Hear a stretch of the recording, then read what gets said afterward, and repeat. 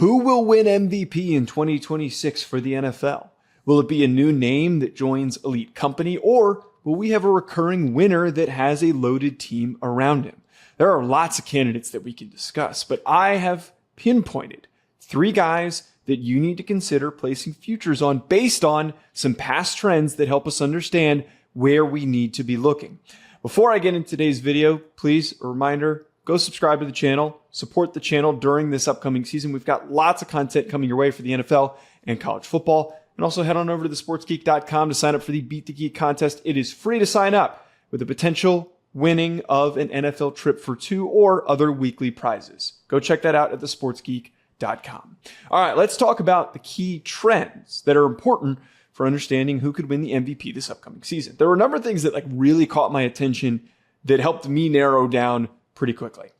All 10 have been quarterbacks, so we're not even going to waste our time talking about any receivers, running backs. It has turned into a quarterback award. That is the least shocking aspect of all of this, so don't act like that's like the profound takeaway that I pulled from the research that I did.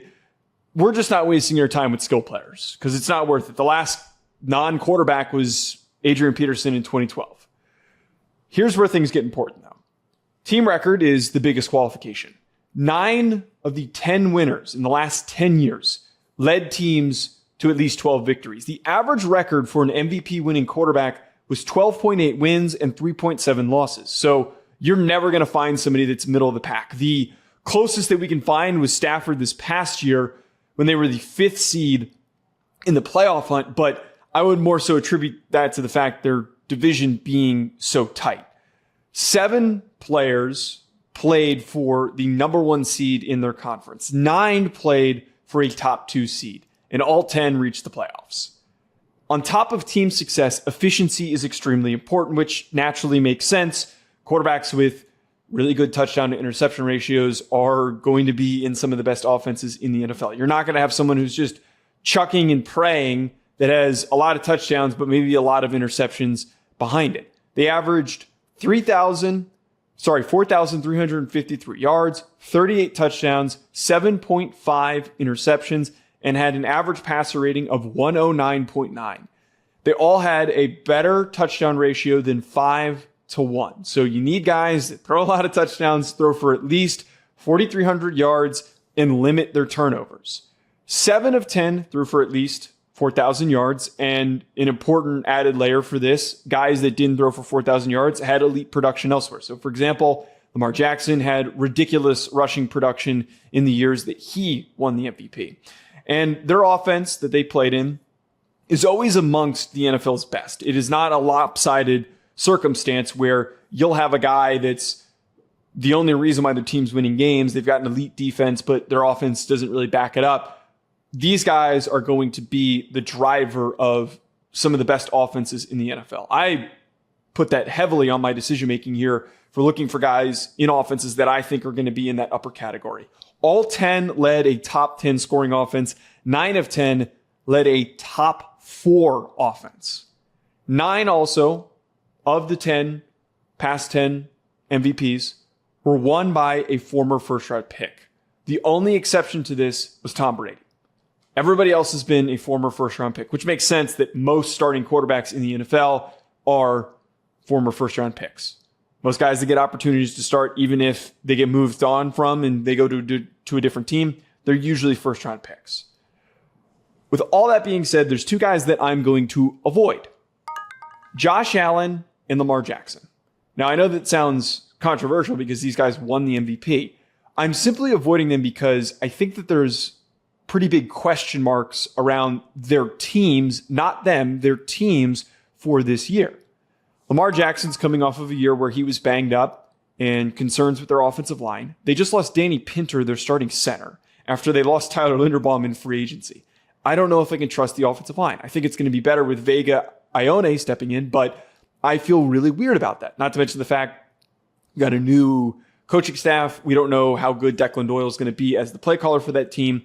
It just gives enough risk for me that I don't want to touch that. He absolutely could win it, but based on what we're talking about here, needing to be in a top 10 offense and needing to have ridiculous statistical production, those question marks make me feel really off. And the same logic applies for Josh Allen, who He could absolutely end up winning it, but not really knowing what could be different for this offense with Joe Brady now being the head coach, us spending all the time that we did this offseason discussing why they needed to go get like a big time playmaker, not just add another receiver, but go get like a proven veteran receiver that has been a top 15, top 10 guy. And they went and got DJ Moore, who's a good receiver, but I don't know for certain if that's going to solve their problems. That was why they got knocked out of the playoffs. They didn't have somebody in big play moments that you could count on. I don't know if DJ Moore is necessarily that guy. With that being said, first guy that I really like, Matthew Stafford at plus 1,400 odds. Since he's been with the Rams, he's had 2 seasons over 4,700 passing yards, and he's had 2 40 touchdown seasons. That is obviously, if he replicates that, coming off of an MVP, that's going to put this offense in the top of the NFL. I already know that McVay is going to produce a top 10 offense. There would need to be catastrophic injuries for this team to not have a top 10 offense for 2026. It's been proven when Stafford's healthy and the top playmakers are out there, and even when the top playmakers aren't out there, this team puts up gaudy totals. Worst case scenario, this is the 10th best offense in the NFL. So with that and the loaded defense that they now have with Myles Garrett, puts the Rams into a situation where it fits the trend of being one of the top seeds in their conference.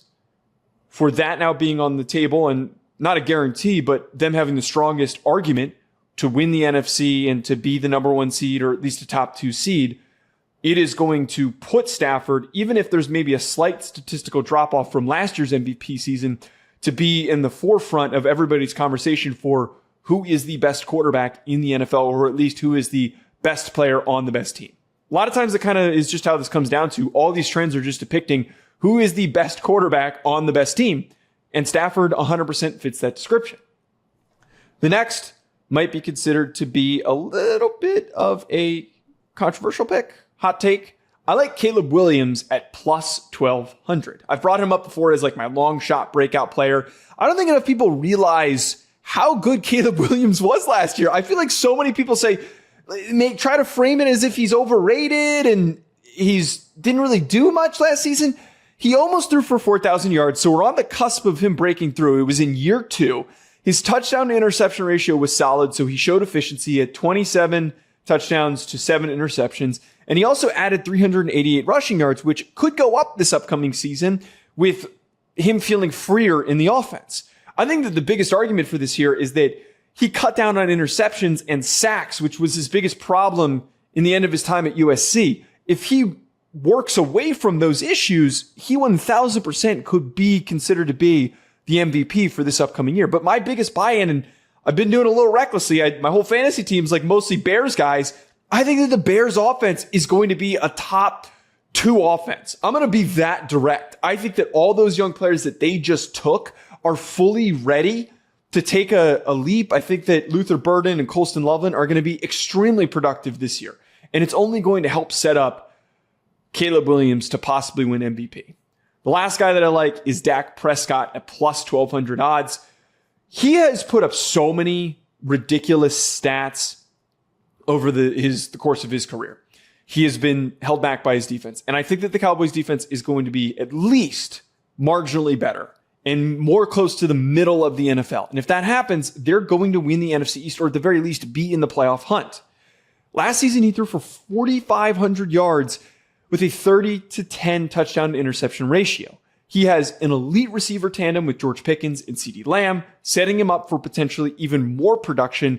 And this Cowboys offense being in the top of the NFL once again. They didn't really change much because they already have an elite offensive makeup that should allow for them to continue their potent production from a year ago. He's got 3 4,000-yard seasons. And I have been banking on and believing in that the Cowboys end up being a big bounce back team for 2026. Do me a favor, everybody. Please comment below. Who is your MVP pick? Let me know. Do you agree with me, disagree with me? Whatever it is. Also, hit the like button on this video, subscribe, and go and check out the Beat the Geek contest at thesportsgeek.com. Talk to you later.